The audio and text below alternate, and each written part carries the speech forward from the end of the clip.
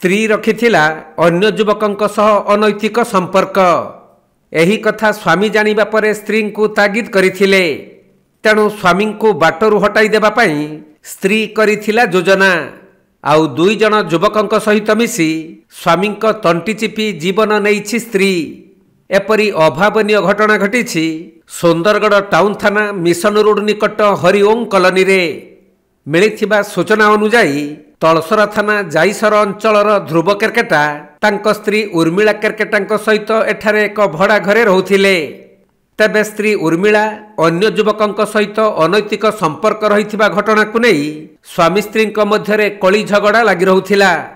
जेउथिपाई गतकाली रातिरे स्वामी को रास्तारू हटाई देबा पई योजना करी दुई जन युवकंकु डाकी प्रथमे स्वामी ध्रुवंकु निद बटिका देबा परे तांक तंटी चिपी मारी देइथिले।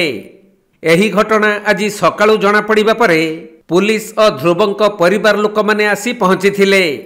आउ पुलिस प्राथमिक तदंतरू अनैतिक संपर्क को केंद्र करी एहीपरी हत्याकांड घटिथिबा जानिबाकू पाइथिले।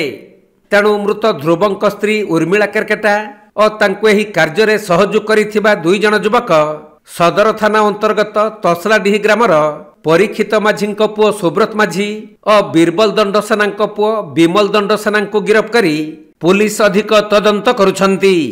एही घटना सही अंचल रे चांचल्य खेलाई देइछि। सुंदरगढ़ जिल्लारू चैतन्य पटेलଙ୍କ रिपोर्ट कोणार्क लाइव।